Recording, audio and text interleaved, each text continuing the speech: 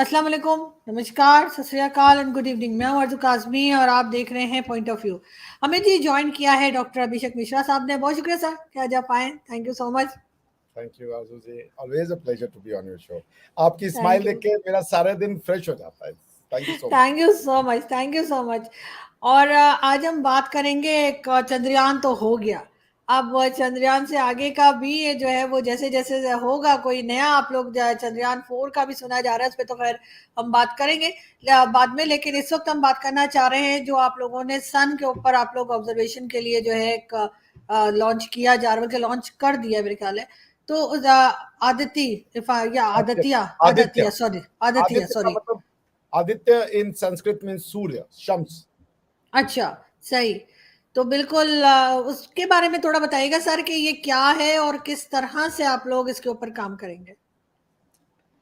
देखिए, मेरे ख्याल से तो एक सूर्य है क्या ना, ये बहुत बड़ा एक अपने आप में समझ लीजिए सीक्रेट है कि कैसे इतनी ज़्यादा एनर्जी वहाँ पे उत्पन्न हो रही है और कैसे वो फंक्शन कर रहा है, इसको समझना बहुत ज़रूरी है। तो मगर दिक्कत ये है कि आप सूर्य के पास जा नहीं सकते, आप जल जाएँगे, इतना हीट है। हम्म, तो हम्म, स्टडी करने का तरीका क्या है, तो फिर साइंटिस्ट ने ये देखा कि भाई एक पर्टिकुलर डिस्टेंस तक जा करके और फिर उसके कोरोना में क्या है, कोरोना मतलब कोर ऑफ द सन, उसमें क्या है उसकी स्टडी की जाए, हीट कैसे आता है, वो उसका हीट का कैरेक्टर क्या है, उस हीट की वजह से आसपास का जो एनवायरनमेंट है या जो स्पेस है वो कैसा फंक्शन करता है, वो किस हिसाब से अपने अंदर चेंजेस लाता है। तो there so many studies that we want to know about sun. और एक टेक्नोलॉजी, एक ये भी है कि टेक्नोलॉजिकल फीट की आपके पास ऐसे इक्विपमेंट्स हैं कि आप एकदम सन के जितना पॉसिबल हो सके क्लोज भेज सके और उसको एक क्लोज स्टडी कर सके। तो it's a technological feat, plus it will help us to know more about sun की अगर आप बोलेंगी तो मैं आपको बता दूंगा, इसरो ने जो है वो अपने जो ऑब्जेक्टिव हैं उसके लिए क्या नाम है आदित्य के लिए, वो एकदम वो स्पेसिफाई किए हुए हैं। तो आप वो अगर बोलेंगी तो I can read it out for you कि वो एल1 है क्या उनका, उनकी जो उनके जो वो हैं पर्पस। तो आप अगर वो देखें उनका आदित्य पूरा का पूरा बुकलेट है 12 पेज का, अगर आप बोलेंगी तो हम आपको भेज देंगे। बट बिल्कुल डेफिनेटली सर, मुझे जरूर भेजिएगा क्योंकि मैं उसको बिल्कुल पढ़ना चाहूंगी, समझना चाहूंगी। लेकिन हमारी ऑडियंस के लिए कि एक मिनट आखिर में आपके एक ख्याल बात से सर ये ख्याल क्यों आया है इसकी एक तरफ जाने। मिनट एक मिनट मैं ये जी, बात खत्म कर दूं। देखिए मेरे पास वो जी, जी, ऑब्जेक्टिव है जो जो इसरो ने अपनी वेबसाइट पे डाला, वो मैं हम्म, पढ़ देता हूँ। जी, मेजर जी, साइंस ऑब्जेक्टिव्स, ठीक है ना। Number 1, understanding the coronal heating and the solar wind acceleration. यानी कि हम्म, सन के जो जो सन के कोर में है वो कैसे हीट हो रहा है, वो क्यों हो रहा है, वो कैसे फॉर्म होता है, इसको हम्म, समझना। और सोलर विंड जो है, जो जब चूंकि वो तो हीट निकल रही है उसके आसपास के कारण वहां पे जो विंड है, जो हवा है, उसमें स्पीड कैसे आती है, उसका क्या कॉन्सिक्वेंस होता है, हीट की वजह से पार्टिकल्स का बिहेवियर कैसे बदलता है, इसको समझना, ये पहला ऑब्जेक्टिव है। दूसरा, understanding initiation of coronal mass ejection. यानी हम्म, कोरोना से, चूंकि आपको पता है आइंस्टाइन ने कहा E is equal to MC square, that means energy is mass and mass is energy. यानी कि आप पूछे एनर्जी, ये जो लाइट है वो है क्या, वो बेसिकली उसका फॉर्मूला है कि एनर्जी कुछ और नहीं है बल्कि एक मास है। तो और उसी तरीके से मास कन्वर्ट होती है एनर्जी में और एनर्जी कन्वर्ट हो जाता है मास में, ये साइकिल चलती है। तो वो यही कह रहे हैं कि ये जो कोरोना से, यानी कि सूर्य के जो नाभि से या सूर्य के जो मध्य से वो जो निकल रही है मास, उसकी पढ़ाई करना, उसके फ्लेयर्स की पढ़ाई करना, और उसका जो अर्थ के नियर स्पेस में क्या उसका इफेक्ट होता है। To understand coupling and dynamics of the solar atmosphere, to understand solar wind distribution and temperature and anisotropy. अब ये कोई बड़ा टेक्निकल सा वर्ड है। फर्स्ट टाइम ये मिशन यूनिक क्यों नहीं है, ये भी पढ़ लीजिए, बता देता हूँ 1 मिनट में। First time specially resolve solar disc in the hmm, near UV band. यानी कि पहली बार कोई सोलर डिस्क गई है एक यूवी बैंड के पास, यानी अल्ट्रावायलेट जो रेज होती है उनके उस बैंड के पास। CME dynamics close to solar disc. अब इतने टफ साइंटिफिक वर्ड है। On board intelligence to detect CMEs and solar flares and optimised observations and data volume. So ये मतलब बड़ा सन को समझने की, अब उतना ज्यादा तो टू बी ऑनेस्ट मुझे ही पीएचडी करनी पड़ेगी समझने हम्म। के लिए। जी। नहीं, बिल्कुल ठीक। लेकिन सर आपके ख्याल से, जैसे मैं ये पूछना चाह रही थी कि इसका क्या फायदा है, आपको लगता है कि इस तरफ क्यों सोचा गया कि ठीक है चंद्रयान का तो मुझे समझ आ रही है चांद पे जा भी सकते हैं, उधर पहुंच भी सकते हैं, वहां से कई चीजें डिस्कवर भी की गई हैं और आगे भी होंगी। लेकिन ये जो है, अगर हम सूरज को देखें या हम सन की बात करें, तो वहां से आपके ख्याल से कि इस तरफ जाने का ख्याल क्यों आया होगा? वो उसका अगर देखिए, सन इस जो मिल्की वे में है, वो सन इकलौता स्टार है, बाकी सारे प्लैनेट है, ठीक है ना। Sun is the only star. So star hmm. और प्लैनेट में अंतर होता है। स्टार जो है एक गैसियस फॉर्मेशन होता है जो कि हम्म। एक्सट्रीमली हीटेड टेम्परेचर पे रहता है, ठीक है ना। तो अगर हम ये और सन ना हो तो लाइफ खत्म हो जाएगी, क्योंकि लाइट ही हम्म। नहीं होगा, सब अंधेरा हो जाएगा यहाँ पे। जैसे आपको पता है, अर्थ का खुद का तो लाइट नहीं है ना, अर्थ तो एक डार्क प्लेस है, मून डार्क प्लेस है। अर्थ और मून के पे जो लाइट जाती है वो तो सन की जाती है ना। तो अगर हम अर्थ सन की रेस को समझे, जो आजकल आप देख रहे हैं क्लाइमेट चेंज हो रहा है, उस क्लाइमेट चेंज के कारण एक हीट बढ़ना है और ओजोन में लेयर में छेद है। तो बहुत सी तरीके से हम अपनी कई समस्याओं को साइंटिफिकली रिजॉल्व कर सकते हैं अगर वी अंडरस्टैंड सन। प्लस दूसरे, अगर हमको ब्रह्मांड में जाना है, यूनिवर्स में जाना है, बियॉन्ड मिल्की वे, कि अगर दूसरे जो स्टार्स है उनका क्या बिहेवियर है उसको हम समझ सकें, so it will help us resolve many spatial, यानी कि अंतरिक्ष में जो हो रहा है वो कैसे हो रहा है, वो क्यों हो रहा है। तो ये मतलब देखिए, मुझे ये लगता है it's also a show off strength कि वी कैन डू इट। तो that's how it is. Aditya का तो यही मिशन है। सर, कोई और कंट्री के साथ मिलके आप लोग कर रहे हैं, या ये भी इंडिया जो है वो अकेले ही कर रहा है? जैसे मैंने जहां तक सुना था, I don't know if I am not wrong, कि कोई और है, बीच में कोई और कंट्री भी आपके साथ है? अभी यूरोपियन जो स्पेस एजेंसी है उन्होंने हेल्प करने की बातचीत की है, कुछ डेटा शेयरिंग की बातचीत की है। देखिए आरजू जी, जब आप स्ट्रांग हो जाते हैं ना तो दुनिया आपसे जुड़ना चाहती है। हम्म। लेकिन यही यूरोपियन स्पेस एजेंसी और यही नासा ने कोई कसर नहीं छोड़ी थी इंडिया के स्पेस प्रोग्राम को डिस्ट्रॉय करने में।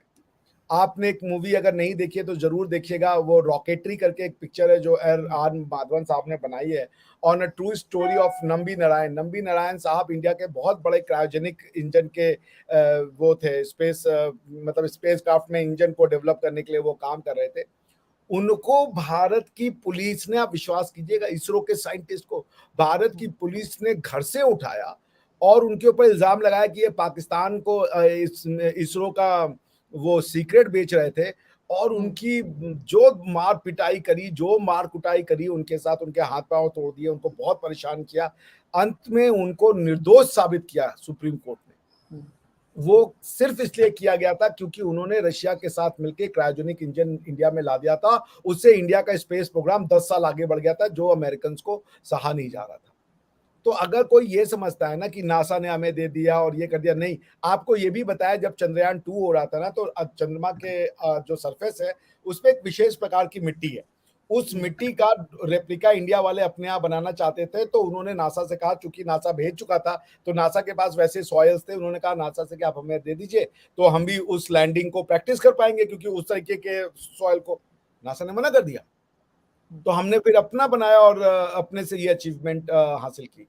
तो देखिए, जब आप पावरफुल होते हैं तो सब जुड़ते हैं, लेकिन जब आप वीक होते हैं ना तो आपको कोई बढ़ने देना नहीं चाहता है। तो आज तो नासा भी हमारे साथ है, अभी यूरोपियन स्पेस एजेंसी ने भी कहा कि हम डेटा शेयरिंग करेंगे और ये सब करेंगे। So they want to move together and good for humanity. बिल्कुल ऐसा ही है। लेकिन सर, आप क्योंकि पढ़ाते भी हैं, तो आपके ख्याल से स्टूडेंट्स इस तरफ आ रहे हैं, किसी मतलब ज्यादा स्टूडेंट्स को इन चीजों में इंटरेस्ट है या नहीं? क्योंकि बहुत से लोग तो ऐसे भी होते हैं ना, कि आजकल हम देखते हैं, जो आजकल की जनरेशन है या आजकल के जो स्टूडेंट्स हैं, वो अपना टिकटॉक और इस उसमें लगे होते हैं। तो आपके ख्याल से कि इस तरफ स्टूडेंट्स का रुझान है, इस तरफ इंटरेस्ट बन रहा है? देखिए, हर सोसाइटी में टिकटॉकर भी रहेंगे और साइंटिस्ट भी रहेंगे। अब सारे ही साइंटिस्ट हो जाए तो फिर टिकटॉक पे भी मनोरंजन भी तो चाहिए ना। तो दोनों में एक अच्छा बैलेंस होना चाहिए। लेकिन यस, मैं आपसे बताऊं कि इसरो ने एक चेंज, एक जो मेरे ख्याल से 1983 में इंडियन हम्म। वर्ल्ड कप जब क्रिकेट टीम जीती, वर्ल्ड वर्ल्ड कप जब इंडियन क्रिकेट टीम जीती, उसका जो इम्पैक्ट हुआ है ना, वो इम्पैक्ट चांद लैंडिंग का हुआ है। There is a sense of hmm. Euphoria, there is a sense of pride. I feel that. मैं तो बड़ा काफी बड़ा इंसान हूं यार, मेरी उम्र हम्म। 42 है, पर मुझे एक सेंस ऑफ यूफोरिया था, एक सेंस ऑफ अचीवमेंट थी कि दुनिया में हमारी एक पहुंच है, हम कुछ कर सकते हैं। देखिए, एक हिंदुस्तानी को समझिए, एक हिंदुस्तानी हमेशा से उसको दुनिया आके कही कि तुम लोग घटिया लोग हो, तुम गाय का मूत्र पीने वाले लोग हो, तुम्हारे यहाँ जाति व्यवस्था है, शूद्र ब्राह्मण है, ये है वो है, हमारे धर्म का नहीं पता है, हमारे यहाँ पे जो है पता नहीं क्या क्या हमको सबने डिमोनाइज किया। कोई अच्छी खबर नहीं आती थी, इंडियंस को लेके हमेशा बुरी खबर आती थी पिछले 700 साल से। 700 साल बाद ये पिछले 15 20 25 साल जो हैं 1991 के ऑनवर्ड्स, इंडिया ने अपनी खोई हुई पहचान को पाना शुरू कर दिया है, और वो एक सेंस ऑफ प्राइड लाता है। अब आप जैसे देखें, अमेरिका में पहले कोई भी जाता था इंडियन ना, वो तुरंत अपना रिलीजन चेंज कर देता था, वो क्रिश्चियन बन जाता था to get a foothold in American society. लेकिन आज विवेक रामास्वामी साहब इलेक्शन लड़ रहे हैं, president of United States of America का, ताल ठोक के कह रहे कि हम हिंदू हैं।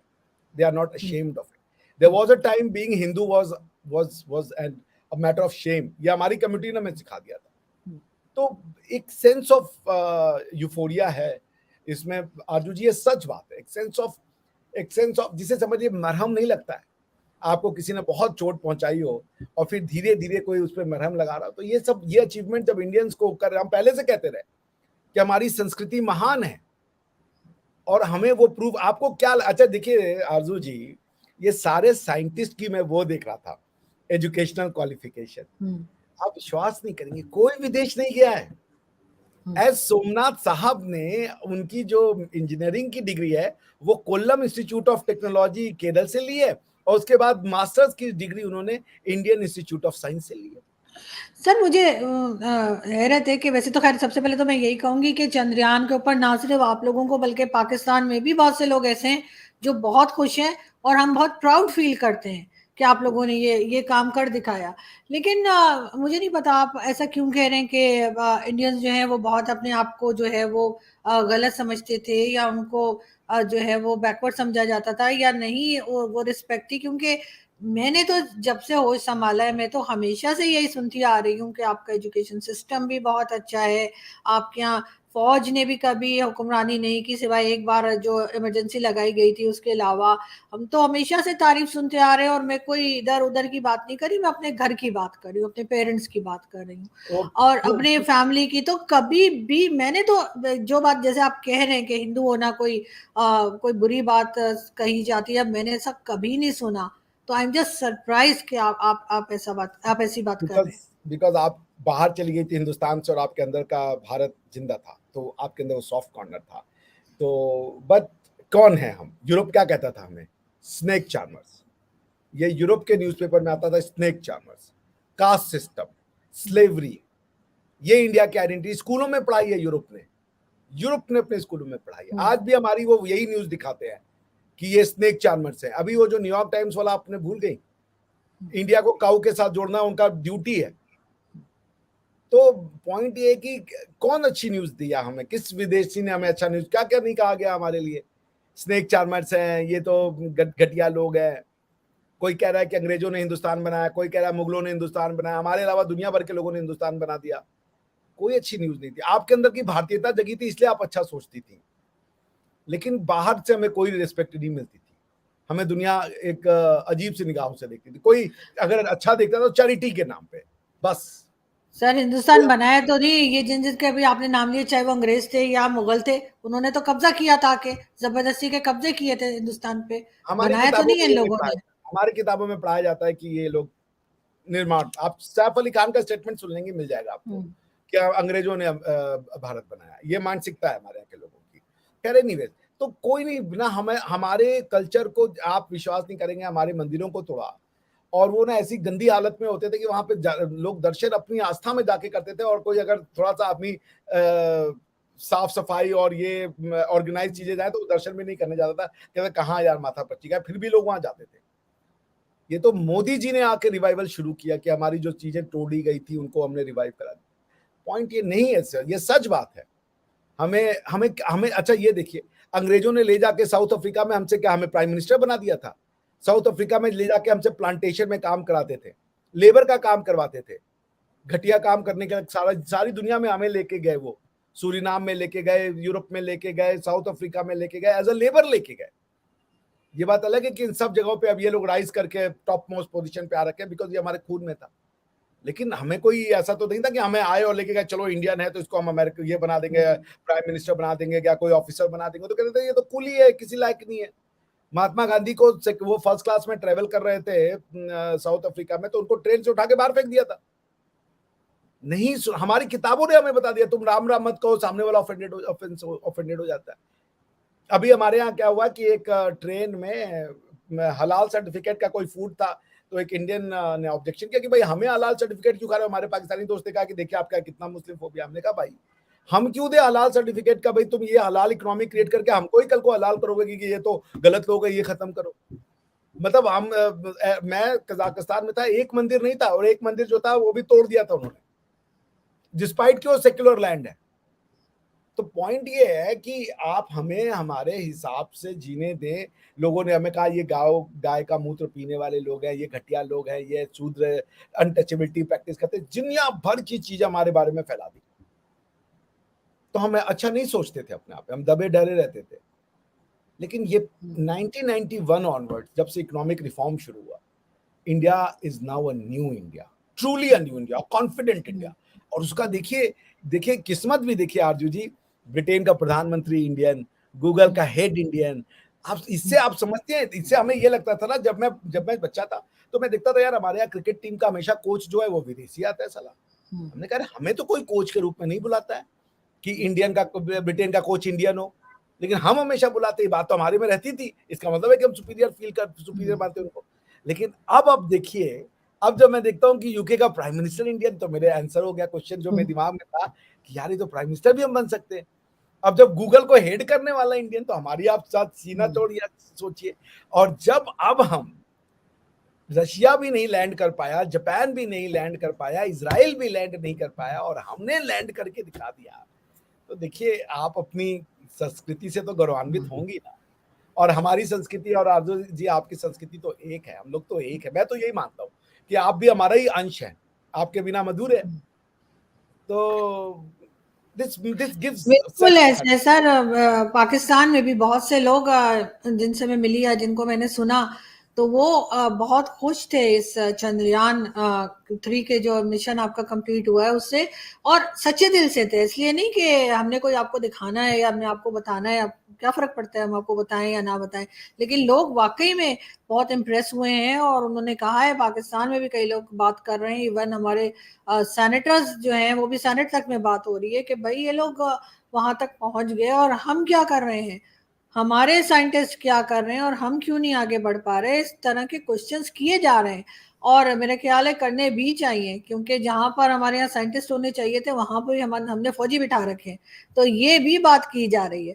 तो जाहिर है कहीं ना कहीं हमारी कमजोरी है, कहीं ना कहीं हमारी गलती है। और भारत जिस तरह से आगे जा रहा है, तो डेफिनेटली उस पे जो है वो सभी बहुत प्राउड फील कर रहे हैं, पाकिस्तानी भी। अगर कोई ये समझता है कि नहीं, हम क्योंकि यहाँ चैनल पे बात कर रहे हैं तो शायद ऐसी बात है, या अगर हम चैनल पे बात कर रहे हैं तो शायद इसलिए हम लोग कोई होली दिवाली या कुछ सेलिब्रेट करते हैं, तो ऐसा नहीं है। कम से कम मेरे घर में मुझे याद नहीं पड़ता कि कभी मैंने ये देखा हो कि मेरे घर में दिवाली ना मनी हो। मेरी मदर हमेशा जो है वो चराग लाती थी, मैंने उन्हीं से सीखा है, ला के चराग ला के और उसको कलर करके और किस तरह से जलाया जाता है, किस तरीके से सेलिब्रेट की जाती है। मेरे आज तक मेरे घर के, हालांकि मेरी मदर को जो है वो जैसे कहते हैं गए हुए कई साल हो गए, मैं अभी तक जो हमारा एंट्रेंस का डोर है उसके दोनों तरफ मैं चराग रखती हूँ हर हर दिवाली पे।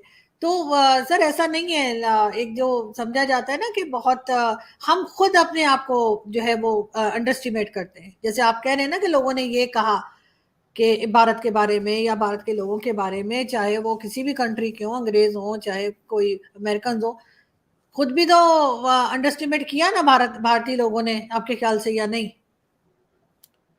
हमने तो किया। देखिए ऐसा होता है ना आरजू जी, आप जैसे आज आप अगर अच्छी लग रही हैं और मैं कह दूं आरजू जी आज आप बहुत अच्छी लग रही है, आपको पता भी होगा कि मैं बहुत अच्छी लग रही हूँ, लेकिन जब आपको दूसरा अप्रिशिएट करता है ना, तो आप खुश हो जाते हो।